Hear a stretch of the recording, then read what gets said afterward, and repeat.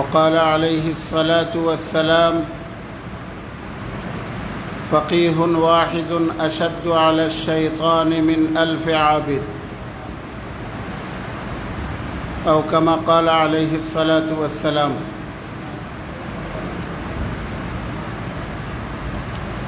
আল-ইমদাদ ফুজালা পরিষদ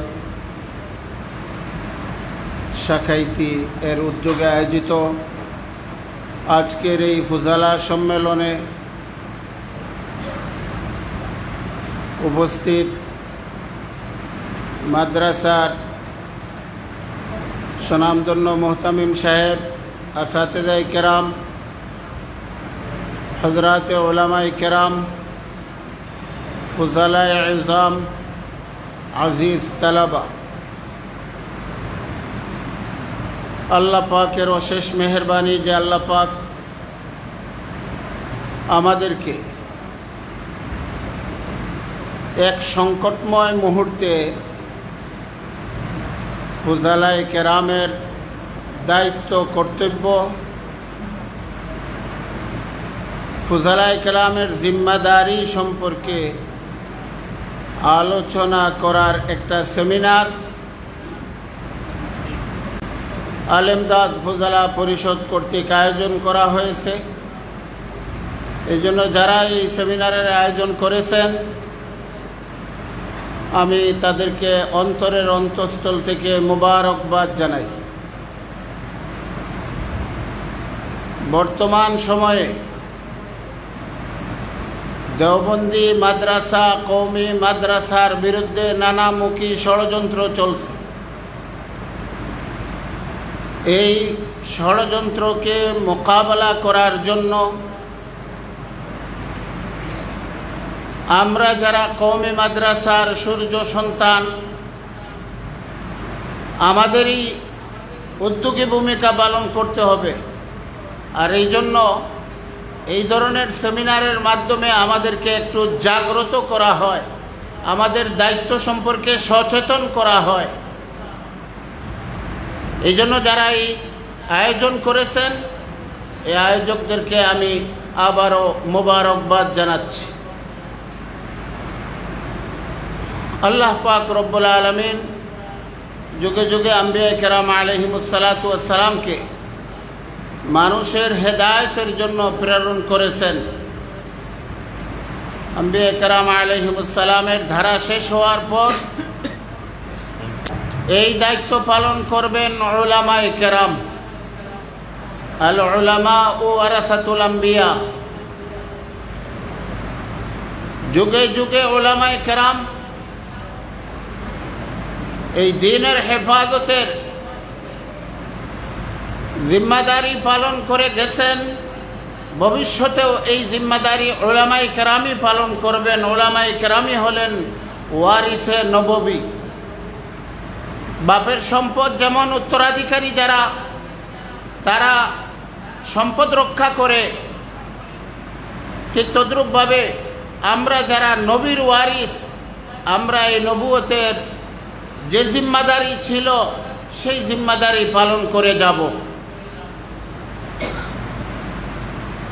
আমাদের ভারত উপমহাদেশ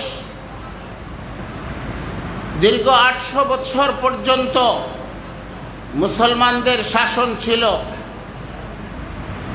যখন ব্রিটিশ বেনিয়ারা আমাদের এই ভারত উপমহাদেশকে দখল করে নেয় 1857 সালে শ্যামলীর ময়দানে, যখন আমাদের ব্রিটিশ বিরোধী আন্দোলন বাহ্যিকভাবে পরাজয় বরণ করল, তো উলামায়ে কেরাম ভারতের চিন্তা করতে লাগলেন যে ভারতের মুসলমানদের ঈমান আকীদার হেফাজত এবং ভারতের ভূখণ্ডের স্বাধীনতা অক্ষুণ্ণ রাখার জন্য আমাদের বহুমুখী প্ল্যান করতে হবে, সুদূর প্রসারী প্ল্যান করতে হবে। এইভাবে সম্মুখ যুদ্ধের দ্বারা আমাদের কাঙ্ক্ষিত লক্ষ্য পৌঁছা যাবে না। সেই জন্য 1866 সালে কতিপয় বুজুর্গগণ ইলহামিভাবে দারুল উলুম দেওবন্দ প্রতিষ্ঠা করেন। একই মুহূর্তে সকলকে আল্লাহ তাআলার পক্ষ থেকে স্বপ্নে দেখানো হচ্ছে, দিলের মধ্যে ঢালা হচ্ছে যে একটা মার্কাজ ভারতের বুকে প্রতিষ্ঠা করা হোক, যে মার্কাজের শিক্ষার্থীরা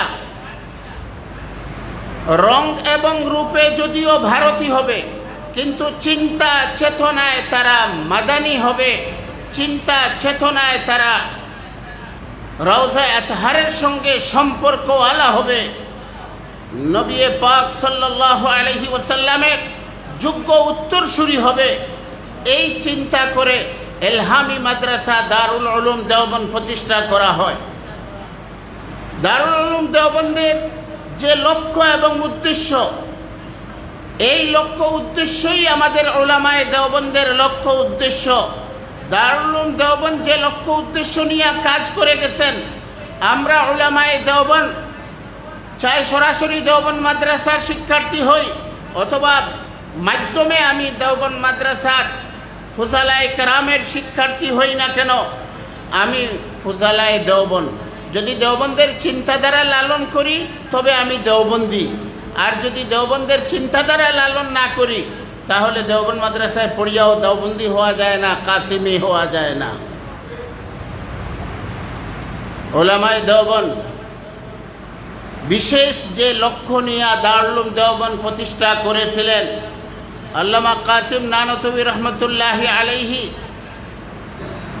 যে লক্ষ্য নিয়ে দারুল উলুম দেওবন্দ প্রতিষ্ঠা করেছিলেন, বহু লক্ষ্য ছিল। আমি মৌলিক কয়েকটা লক্ষ্য আপনাদের সামনে তুলে ধরেছি, যে লক্ষ্যগুলি আমাদেরও এই দুনিয়ার মধ্যে দ্বীনি জিম্মাদারি পালন করার ক্ষেত্রে লক্ষ্য হওয়া চাই। এর মধ্যে একটা লক্ষ্য হলো তাফাক্কুহ ফিদ্দীন, দ্বীনের গভীর জ্ঞান অর্জন করা, কোরআন এবং সুন্নাহর সঠিক জ্ঞান এবং গভীরের জ্ঞান অর্জন করে আমি একজন দক্ষ আলেমে দ্বীন হব। এটা হলো তাফাক্কুহ ফিদ্দীন। আমাদের উলামায়ে দেওবন্দ কোরআন এবং সুন্নাহর পারদর্শী ছিলেন, কোরআন এবং সুন্নাহর বিজ্ঞ ছিলেন, মাহেরফন ছিলেন, গভীরে পৌঁছেছিলেন। আমি 7-8 বছর আগে একবার মদিনা ইউনিভার্সিটির শাইখুল হাদিস মসজিদে নববীর খতিব, ওনার সঙ্গে মোলাকাত করার জন্য সৌজন্য সাক্ষাতের একটা চান্স পেলাম। তো ওখানে আমাদের এই সিলেটের মাওলানা এমদাদুর রহমান, যে নাকি বারিধারায় প্রথম বৎসরেই দাওরায়ে হাদিসে সারা বাংলাদেশে বেফাকে ফার্স্ট হয়েছিল, তো সে ওখানে পড়ছে। এই সুবাদে তার লোকের সম্পর্ক সে নিয়ে গেছিল আমাকে। তো আমাকে পরিচয় করাই দিতেছে, নাম বলার পরে বলল হুয়া ইউদারিসুল বুখারী ফি জামিয়া মাদানিয়া বারিধারা ঢাকা। তো উনি খুব এহসাস করলেন, আমাকে জিজ্ঞাসা করলেন আপনি বুখারী কার কাছে পড়ছেন। তো আমি বললাম শাইখুল ইসলাম হুসেন আহমদ মাদানী রহমতুল্লাহি আলাইহির শাগরিদ শেখ নাসির আহমদ খান রহমতুল্লাহি আলাইহি, ওনার কাছে বুখারী পড়ছে। যখনই উনি শাইখুল ইসলাম হুসেন আহমদ মাদানীর নাম শুনলেন, তো ওনার আসন থেকে উনি উঠলেন, আমার হাতের মধ্যে চুমু খাইলেন, আর চুমু খেয়ে বললেন উনি আমার দাদা উস্তাদ। এরপরে উনি বললেন যে কথাটা, সেটা হলো যে আপনারা হিন্দুস্তানি আলেমরা এলমে হাদিসের মধ্যে যে পাণ্ডিত্য অর্জন করেছেন, গভীরে পৌঁছেছেন, আমরা আরবরা সেই গভীরে পৌঁছতে পারি নাই। হ্যাঁ, আমরা এলমে তাজবিদের মধ্যে, এলমে কেরাতের মধ্যে আমরা ফায়েক, আমাদের সনদ আলী, আর হাদিসের মধ্যে আপনাদের সনদ আলী। আপনারা এলমে হাদিসের মধ্যে যে তাফাক্কুহ অর্জন করেছেন, আমরা সেটা পারি না, অকপটে স্বীকার করলেন। আমার একটা ধারণা ছিল ওনার সঙ্গে সাক্ষাতের আগে যে আরবের আলিমরা বোধহয় সব অহংকারী, এরা আমাদের এই যারা অনারব আলেম আছেন তাদেরকে পাত্তাই দেয় না, এই ধরনের একটা ধারণা ছিল। কিন্তু ওনার সঙ্গে মোলাকাতের পরে আমার এই ধারণা পাল্টে গেছে, অত্যন্ত মুতাওয়াজে পাইলাম এবং অকপটে এই কথা স্বীকার করে নিলেন। আর আসলেও তো আমাদের ওলামায়ে দেওবন্দ কোরআন এবং সুন্নাহর যে গভীরে পৌঁছেছেন, দুনিয়ার কোথাও এর নজির পাওয়া যায় না। আমাদের ওলামায়ে দেওবন্দ হাদিসের যে গভীরে পৌঁছে তাওজিহাত করেছেন, আরবরা ভাষা ভাষা তাওজি করে, ভাষা ভাষা উপরে উপরে, আর আমাদের ওলামায়ে দেওবন্দ গভীরে পৌঁছেছেন। আমি একটা উদাহরণ দিই।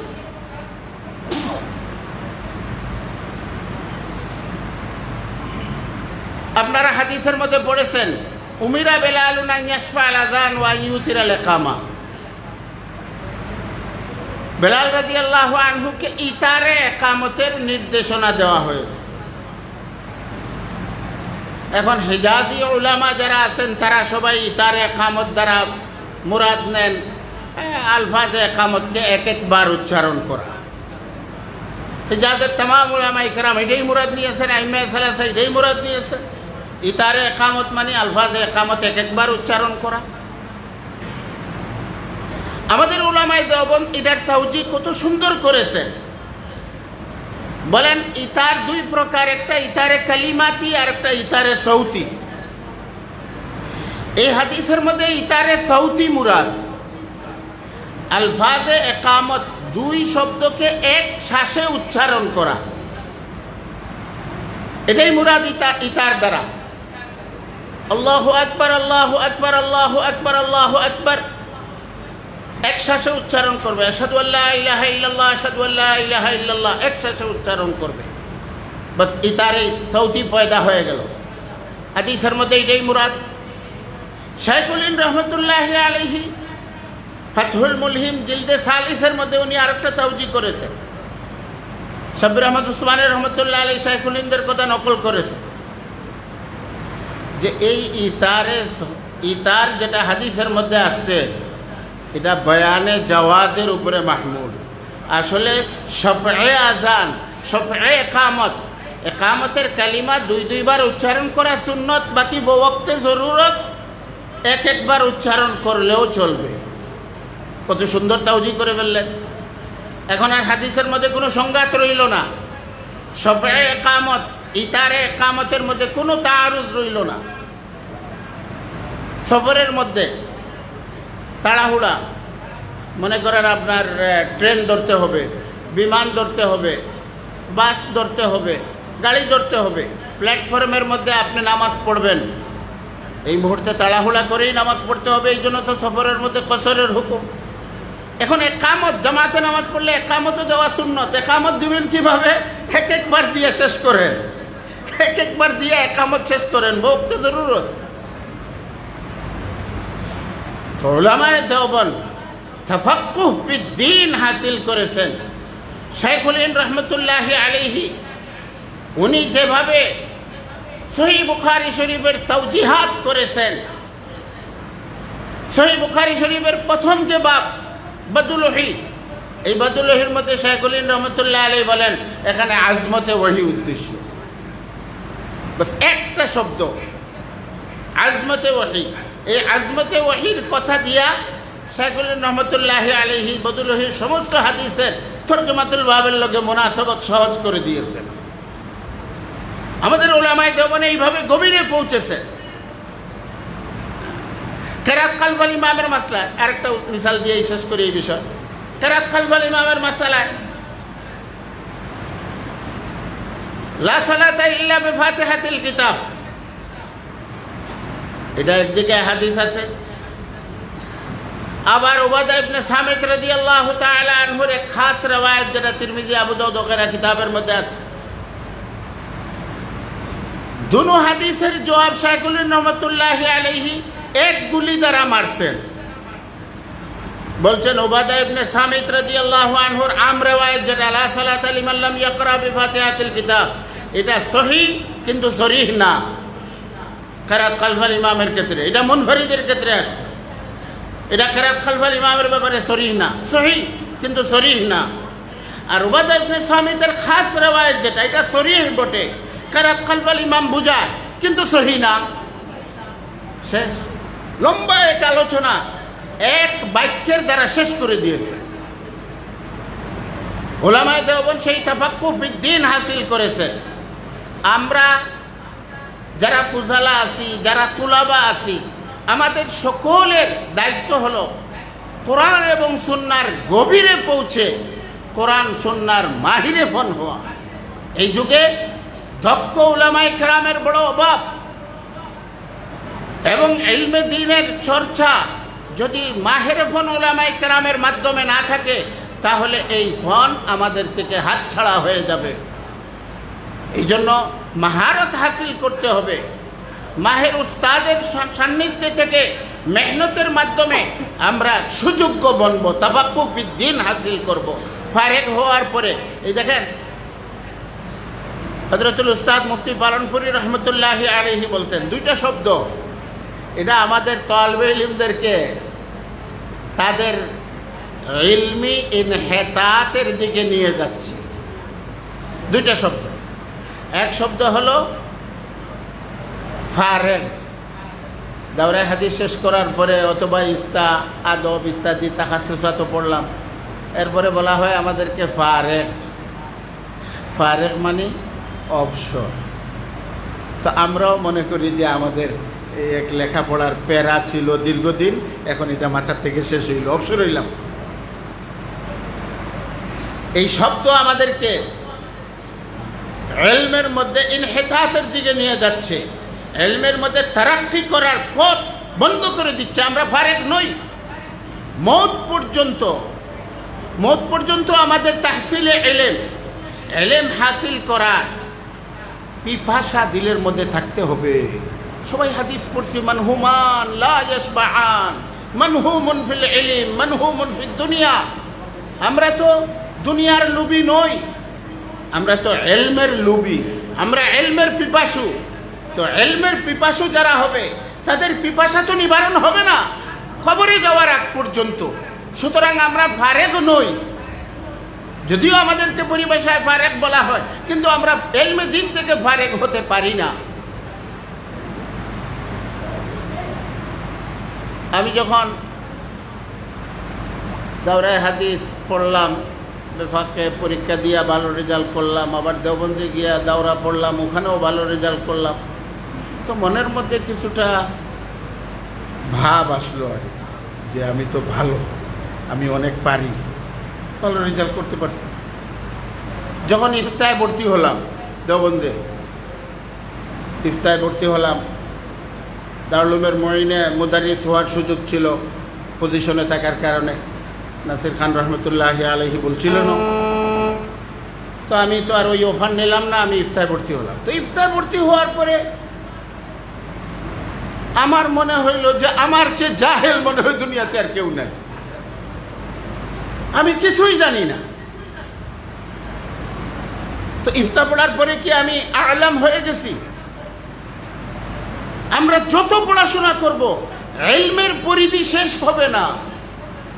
এই ইলমের যে পিপাসা, ইলমের যে আগ্রহ, দিলের মধ্যে তলব, এই তলবটা আমাদের থাকতে হবে। এই তলব যদি ফৌত হয়ে যায় তাহলে আমরা ক্ষতিগ্রস্ত হব। দ্বিতীয় পরিভাষা যেটা আমাদেরকে ক্ষতিগ্রস্ত করে সেটা হলো ফাজেল। এই যে আপনারা ফুজালা সম্মেলন, ফুজালা, আপনারা সবাই ফাজেল। ফাজেল অর্থ বাকামাল, মানে আমি বাকামাল হয়ে গেছি। না ভাই, আমি বাকামাল হই নাই। আমার এই ইলমের পিপাসা, ইলমের এই তলব, এটা যেন মওত পর্যন্ত থাকে। হ্যাঁ, আমাদেরকে ইস্তেলাহের মধ্যে ফুজালা বলা হোক, কিন্তু আমি এই তলব থেকে যেন বিচ্যুত না হই। তো তাফাক্কুহ ফিদ্দীন হাসিল করা, এটা আমাদের এক নম্বর লক্ষ্য। দ্বিতীয় লক্ষ্য হলো তাহাফুজে দ্বীন, দ্বীনের হেফাজত, দ্বীনের সংরক্ষণ, যে লক্ষ্যে আমাদের উলামায়ে দেওবন্দ, দারুল উলুম দেওবন্দ প্রতিষ্ঠা করেছিলেন। দ্বীনের হেফাজত, উলামায়ে কেরাম হলেন দ্বীনের পাহারাদার। আল-ইয়াওমা আকমালতু লাকুম দীনাকুম ওয়া আতমামতু আলাইকুম নি'মাতি। দিন পরিপূর্ণ। দিনের মধ্যে যত শাখা আছে, আকাইদ হোক, ইবাদাত হোক, মুআমালাত হোক, মুআশারাত হোক, আখলাকিয়াত হোক, সব শাখা পরিপূর্ণ হয়ে গেছে। এই পরিপূর্ণ দিনের মধ্যে কেউ কোনো কিছু যেন ইন করতে না পারে, কেউ এটার থেকে কোনো কিছু আউট করতে না পারে। দিন সংরক্ষিত। এই সংরক্ষিত দিন এর সংরক্ষণ করা এটার দায়িত্ব উলামায়ে কেরামের।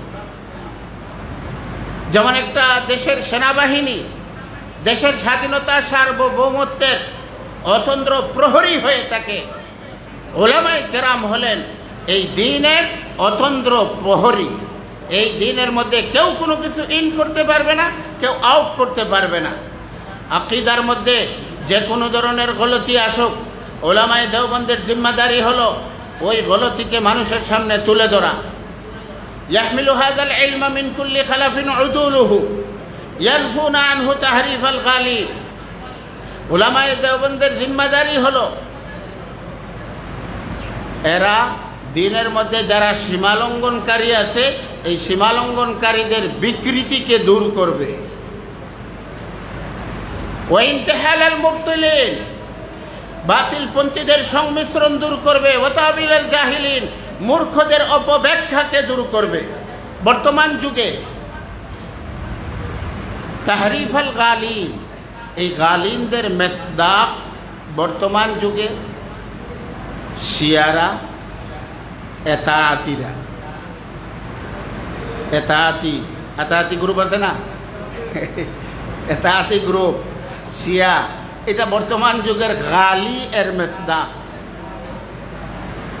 আর বর্তমান যুগে মুবতিলিন, বাতিলপন্থীদের সংমিশ্রণ। এই মুবতিলিনের মেসদাক হলো মওদুদি জামাত। মুবতিলিন এরা বাতিলপন্থী, বাতিলপন্থীদের সংমিশ্রণ দূর করা এটা উলামায়ে দেওবন্দের জিম্মাদারি। এখন যদি আমি বাতিলকে বাতিল বলি তো কেউ ট্যাগ লাগাবে, এই যে হুজুররা খালি কাদা ছোড়াছুড়ি করে। হুজুররা কাদা ছোড়াছুড়ি করতেছে না, হুজুররা দিনের গায়ের থেকে কাদা দূর করতেছে, দিনকে পরিচ্ছন্ন রাখতেছে। এটা উলামায়ে দেওবন্দের জিম্মাদারি। আমরা বাতিলকে বাতিল বলতে পারবো না, আর তারা বাতিলের অনুসারী হয়ে থাকবার পারবে। বর্তমান যুগে জাহিলিনদের মেসদাক হলো বেদাতি। জাহিলিনদের মেসদাক, বেদাত আসেই জাহালত থেকে। জাহেলরা অপব্যাখ্যা করে। আমাদের ডিসি সরওয়ার আলম শাহজালালের মাজারের হিসাবের স্বচ্ছতার জন্য উদ্যোগ নিয়েছে। উদ্যোগ নেওয়ার পরে ওনার প্রত্যাহারের অর্ডার চলে আসছে। এখন বেদাতিরা বলতেছে শাহজালালের ডেকে হাত দিছে তো এই জন্য আল্লাহর সহ্য হয় নাই, তাকে সরাই দিছে।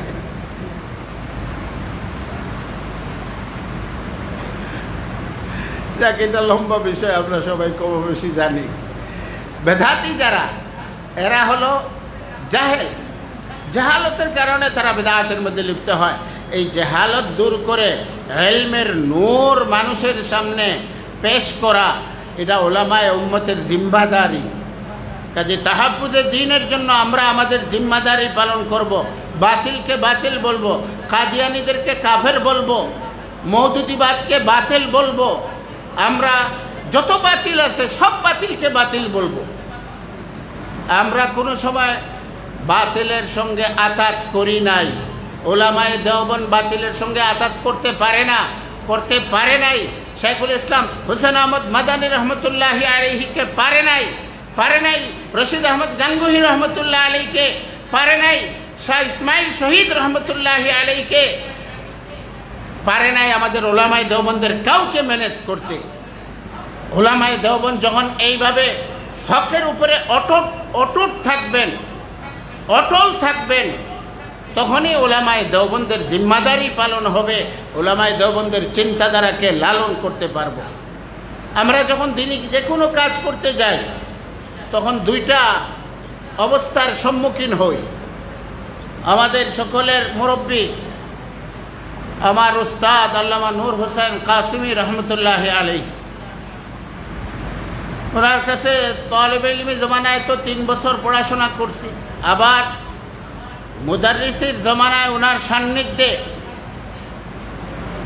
32 বছর কাটানোর সুযোগ হয়েছে ইন্তেকাল পর্যন্ত।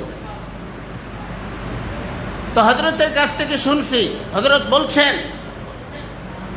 যে দিনই কাজ করতে গিয়া 2টা অবস্থার সম্মুখীন মানুষ হয়। একটা হলো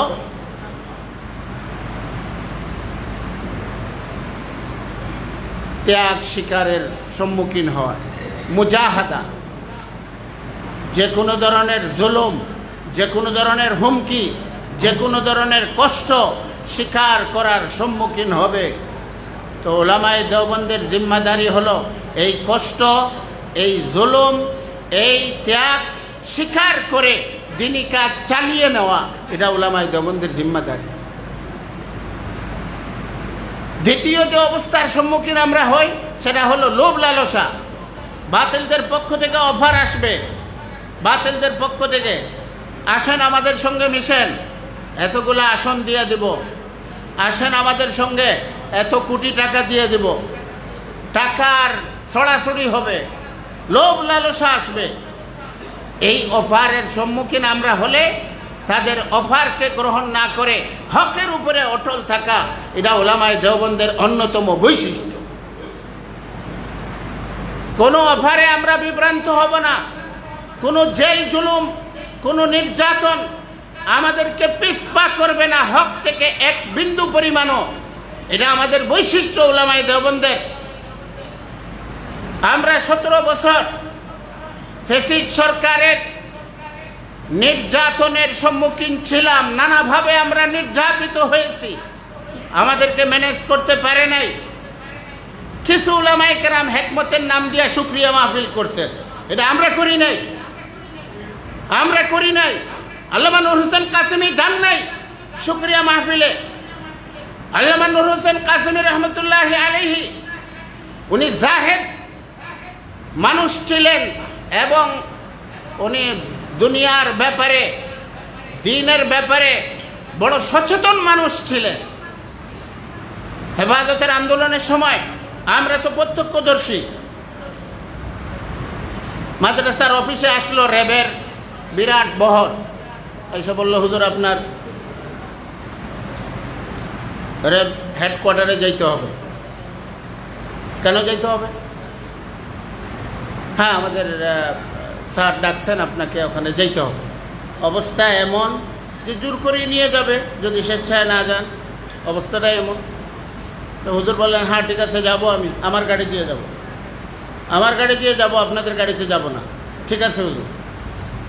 তো হুজুর রওনা দিলেন হুজুরের গাড়িতে, আমরা হুজুরের সঙ্গী। র্যাবের গাড়ি আগে পরে প্রায় ডজনখানি, মনে হয় যেন প্রধানমন্ত্রী যাইতেছেন। এইভাবে জাহাজের সঙ্গে নিয়ে গেছে র্যাব হেডকোয়ার্টারে উত্তরায়। ওখানে নিয়ে যাওয়ার পরে র্যাব প্রধান অনেক সৌজন্য সাক্ষাৎ করলো, অনেক কথাবার্তা বলল। তারা উলামায়ে দেওবন্দের কে সমর্থন করে, তারা জামাত সমর্থন করে না, ইত্যাদি অনেক কিছু বলল। বলার পরে দুইটা প্রস্তাব। একটা প্রস্তাব হলো যে হুজুর আপনারা যে আন্দোলনের ডাক দিয়েছেন, এটা আন্দোলন বন্ধ করেন, আমরা সংসদে এটা পাশ করাই নি, আন্দোলন বন্ধ করে দেন। তো হুজুর বললেন আন্দোলন বন্ধ করার আমি কে? আমি তো হেফাজতের আমিরও না, আমি নায়েবে আমির, আমি ঢাকা মহানগরের আমির, আমি কে বন্ধ করার? এটা তো হেফাজতের ফোরামে আলোচনা করতে হবে, তারপরে বন্ধ হবে। ঠিক আছে, আপনার প্রস্তাব নিয়ে হেফাজতের ফোরামে আলোচনা হবে, ওখান থেকে যে সিদ্ধান্ত হয়। ম্যানেজ করতে পারল না। দ্বিতীয় হলো যে আপনারা কিছু দল আছেন, হ্যাঁ 4 দলীয় জোটের মধ্যে, আপনারা এই জোট থেকে বের হয়ে যান, আপনারা স্বতন্ত্র রাজনীতি করেন। তো হুজুর বললেন এটাও তো আমার এখতিয়ারের মধ্যে না, আমার দল আছে, আমার দল আছে, দলীয় ফোরামে এটা আলোচনা হবে, আমরা কোন জোটে থাকবো না থাকবো, এটা দলীয় ফোরামে আলোচনা হবে, এটা আপনার কথায় আমি মানব। একবারে মানে মুখের উপরে জবাব। যখন দেখলো মৌলবীরও তো কোনো কিছু দিয়ে ভাড়া যায় না, এখন এক সুরত আছে অফার টাকা পয়সার অফার।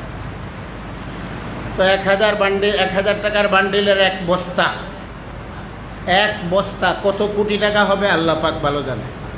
এক বস্তা টাকা নিয়ে বলল, হুজুর এটা আমরা শুনছি আপনার তো ঢাকা শহরে বাড়ি টাড়ি নাই, আপনার জন্য হাদিয়া, এটা নেন। হুজুর বললেন, এই জায়গার থেকে 1 পয়সাও হাদিয়া নিতে পারবো না, আমি অপারও। আপনার অফার করছেন, এটা আপনাদের বিষয়, কিন্তু আমি গ্রহণ করা না করার ব্যাপারে স্বাধীন, এখান থেকে আমি 1 পয়সাও হাদিয়া নিতে পারবো না। এরপরে যখন এটাও ফেল করলো, তো অফার দিল যে হুজুর মাদ্রাসায় তো আপনারা চান্দা করেন। বলে হ্যাঁ করি, তো মাদ্রাসার জন্য নিয়ে যান, আপনি ব্যক্তিগতভাবে নেবেন না, মাদ্রাসার জন্য নিয়ে যান। তো হুজুর বললেন, মাদ্রাসার জন্য এখান থেকে নিবার পারবো না, মাদ্রাসার অফিস খোলা আছে, যদি আপনার মাদ্রাসায় দান করার কোনো ইচ্ছা থাকে অফিস খোলা আছে, ওখানে দিয়েন, রিসিপ্ট নিয়ে আইসেন, এখান থেকে আমি কোনো পয়সা নিতে পারবো না। ওনারা হলেন আমাদের আবা, উলাইকা আবাই। আর এখন আমরা সামান্য একটু জুলুমের সম্মুখীন হইলেই কাইত হয়ে যায়, অথবা সামান্য একটু অফার পাইলেই দৌড় দিই। এটা তাহাব্বুদে দিন না, এটা তাসাব্বুত ফিদ দিন না। দিনের মধ্যে অটল থাকা এবং দিনের হেফাজতের ক্ষেত্রে অতন্দ্র প্রহরীর ভূমিকা পালন করা, এটা উলামায়ে দেওবন্দের বৈশিষ্ট্য। এটা যদি আমরা করতে পারি তাহলে দিন আগে বাড়বে, উলামায়ে দেওবন্দের সম্মান বৃদ্ধি পাবে। উলামায়ে দেওবন্দের সম্মান কিভাবে বৃদ্ধি পায়? লাউ আন্না আহলাল ইলমি সানুল ইলমা ওয়া ওয়াদাউহু ইনদা আহলিহি লাসাদু বিহি আহলা জামানিহিম ওয়ালাকিন্নাহুম বাযালুহু লিআহলিদ দুনিয়া লিয়ানালু বিহি মিন দুনিয়াহুম ফাহানু আলাইহিম। যদি ইবনে মাসউদ রাদিয়াল্লাহু তাআলা আনহু বলেন, যদি আহলে ইলম তাদের ইলমের হেফাজত করতেন, ইলমের হেফাজতের অর্থ হলো ইলমকে যথাস্থানে রাখা, ইলমের যোগ্য যে তাকে ইলম বিতরণ করা, ইলমের অযোগ্যকে ইলম না দেওয়া। ওয়া ওয়াদাউহু ইনদা আহলিহি, ইলমের হেফাজত করতেন এবং ইলমকে যোগ্য পাত্রে রাখতেন। ইলমকে দুনিয়া কামানোর জরিয়া বানাবে না, বরং যে ইলমে নবুয়তের তালেব হয়ে আসবে, ইলমে নবুয়তের মর্যাদা দিলের মধ্যে লালন করে, এমন লোককেই সে ইলম বিতরণ করে।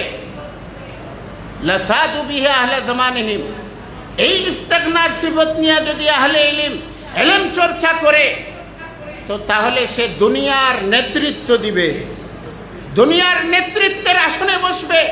এই নেতৃত্ব দেওয়ার অর্থ এটা নয় প্রধানমন্ত্রী হয়ে যাবে, প্রেসিডেন্ট হয়ে যাবে, স্বরাষ্ট্রমন্ত্রী পররাষ্ট্রমন্ত্রী হয়ে যাবে, এই মতলব না। নেতৃত্ব দেওয়ার অর্থ হলো মানুষের মর্যাদার আসনে বসবে, মানুষ তাদেরকে মর্যাদা দিবে, সম্মান দিবে, যদি সেই ইস্তিগনার সিফত নিয়ে দিনী ইলম চর্চা করে থাকে।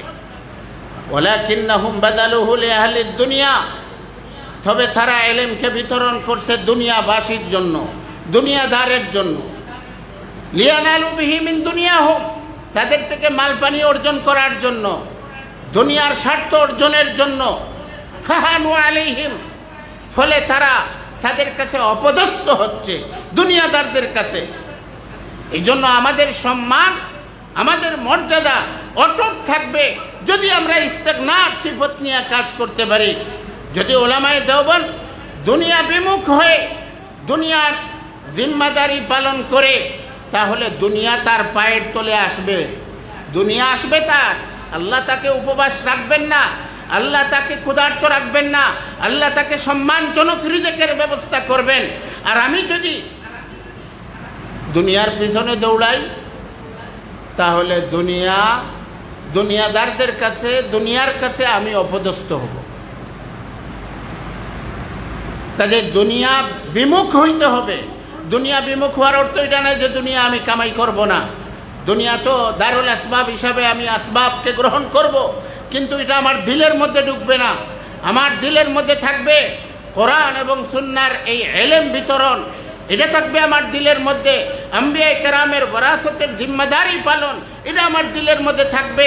মানুষের সেবা করা আমার দিলের মধ্যে থাকবে। ওই দিল নিয়ে যখন আমি কাজ করব, খেদমত করব, তো আল্লাহ তাআলা দুনিয়াও আমার পায়ের তলে দিয়ে দিবেন, আর সাথে সাথে আমার মর্যাদা বাড়াইয়া দিবেন, আমাকে নেতৃত্বের আসনে বসাবেন। এই জন্য উলামায়ে কেরাম তাহাব্বুজে দ্বীনের জিম্মাদারি ইখলাস এবং লিল্লাহিয়তের সঙ্গে পালন করবেন, দুনিয়া বিমুখ হয়ে পালন করবেন। হযরতুল উস্তাদ মুফতি পালনপুরি রহমতুল্লাহি আলাইহিকে জিজ্ঞাসা করা হয়েছিল, হযরত এই যে জামে আজহার বিশ্ববিদ্যালয় আর দারুল উলুম দেওবন্দ, এই দুইটার মধ্যে পার্থক্য কী? তো হযরত বলছিলেন, আজহার বিশ্ববিদ্যালয়ের সঙ্গে তো দারুল উলুম দেওবন্দের কোনো তুলনা হয় না। আজহার বিশ্ববিদ্যালয়ের যে পরিধি, যে এরিয়া, এটার তো 1/10 দারুল উলুম দেওবন্দের না। 20 ভাগের 1 ভাগ হয় কিনা, এত বিশাল এরিয়া। আজহার বিশ্ববিদ্যালয়ের যে শিক্ষক সংখ্যা, কর্মচারী সংখ্যা দারুল উলুম দেওবন্দের সঙ্গে এটারও কোনো তুলনা হয় না। আর আজহার বিশ্ববিদ্যালয়ের ছাত্র সংখ্যা, এটার সঙ্গেও দারুল উলুম দেওবন্দের কোনো তুলনা হয় না। হ্যাঁ, এক নিসবত আছে। হযরত বলেন একটা নিসবত আছে, আজহার বিশ্ববিদ্যালয়ে পড়ুয়া আর জেনারেল শিক্ষাঙ্গনে পড়ুয়া, এদের লক্ষ্য উদ্দেশ্যের মধ্যে কোনো ফরক নাই। জেনারেল শিক্ষাঙ্গন থেকে যারা লেখাপড়া শেষ করে তাদের লক্ষ্য থাকে পেট পালার ধান্দা, কিভাবে পেট পালবে, চাকরি করবে। ঠিক তদ্রূপভাবে আজহার বিশ্ববিদ্যালয় থেকে যারা পড়াশোনা করে তাদের লক্ষ্য থাকে পেট পালার ধান্দা। ইল্লা মাশাআল্লাহ আছে, ভালো মানুষ আছে। আর দারুল উলুম দেওবন্দের ফাজিল, দারুল উলুম দেওবন্দের একজন ফারিকুত তাহসিল আলেম, তার লক্ষ্য থাকে খেদমতে দিনে খেদমত করা, পেট পালার ধান্দা না। পেট আল্লাহ তাআলা পালবেন। আল্লাহ যদি পশুর পেট পালেন, আল্লাহ যদি হিংস্র জন্তুর পেট পালেন, তাহলে আমি আশরাফুল মাখলুকাত, ইলমে নবুয়তের হামেল ধারক বাহক, আমাকে আল্লাহ তাআলা ক্ষুধার্ত রাখবেন? আল্লাহ তাআলা এই বেইনসাফি করবেন না। অবশ্যই আমার পেট আল্লাহ তাআলা পালবেন। হয়তো দুনিয়ার সাময়িক কিছু কষ্টের সম্মুখীন হতে পারি, কিন্তু আমার লক্ষ্য হবে খেদমতে দিন। এই জন্য একজন ফারিকুত তাহসিল দেওবন্দ, একজন কাসিমি সন্তান, সে যখন এলাকায় আসে, এলাকায় আসার সাথে সাথে তার চিন্তা শুরু হয় এই এলাকার বাচ্চাদেরকে কিভাবে দ্বীনি শিক্ষায় শিক্ষিত বানানো যায়, এই এলাকার মানুষকে কিভাবে দ্বীনের উপরে উঠানো যায়। সে দাওয়াত ও তাবলীগের মেহনত চালু করে, সে একটা মক্তব চালু করে, যে মক্তবের মাধ্যমে এই এলাকার বাচ্চাদেরকে দ্বীনি শিক্ষার আলো দিয়া ছোটোবেলার থেকেই গড়িয়া তুলে। এখানে সে একটা তাফসির মাহফিল করে, সে এখানে বয়স্কদের কোরআন শিক্ষার ব্যবস্থা করে, জরুরি মাসলা মাসাইলের তালিম শুরু করে। এইভাবে সে একটা মেহনত শুরু করে, যেগুলার কোনো ইনাদিরে ইল্লা আলাল্লাহ, মহল্লাবাসীর পক্ষ থেকে তাকে কোনো বিনিময় দেওয়া হচ্ছে না, মহল্লাবাসীর পক্ষ থেকে তাকে প্রতিদান দেওয়া হচ্ছে না, কিন্তু সে তার ওই দ্বীনি জিম্মাদারির থেকে এই মহল্লার মধ্যে দ্বীনের আলোকে চালু করার জন্য কাজ করে যায়। আর ওই আজহারি যারা আছে তারা কিন্তু এই চিন্তা করে না। হ্যাঁ, চিন্তা করে আমি কিভাবে চাকরি করে আমার পেট পালবো, কিভাবে আমার পরিবার পালবো, এই চিন্তা করেই সে তার জিন্দেগি কাটায় নেয়। এই মহল্লার মধ্যে যদি কোনো বাতিল মাথা চাড়া দিয়ে উঠে, ছায়েতাতির নামে হোক, মওদুদিবাদের নামে হোক, তাহলে এই বাতিলকে দমন করার জন্য সুদূর প্রসারী প্ল্যান পেশ করে উলামায়ে দেওবন্দ, সুদূর প্রসারী প্ল্যান পেশ করে ফাজিলে দেওবন্দ। কাজে আমরা যারা ফুজালা, আমরা ফুজালায়ে কেরামের দায়িত্ব হলো যে আমরা দিনই এই জিম্মাদারি, যেটা দারুল উলুম দেওবন্দ প্রতিষ্ঠার লক্ষ্য এবং উদ্দেশ্য ছিল, এই জিম্মাদারিগুলো পালন করব। তাইলে তাফাক্কুহ ফিদ্দীন প্রথম হাসিল করব, তারপরে তাহাব্বুদে দ্বীন, এরপরে ইশাআতে দ্বীন, দ্বীনের ইশাআত, দ্বীনের প্রচার প্রসার। প্রত্যেক জনগণের কাছে, প্রত্যেক মানুষের কাছে আমি এই দ্বীনের আহ্বান, এই ইলমে নবুয়তের আহ্বান প্রত্যেকের কাছে আমি পৌঁছায় দিব। প্রত্যেককে আমি ইলমে নবুয়তের আলোয় আলোকিত করব। এটা হলো আমার জিম্মাদারি। এর সাথে সাথে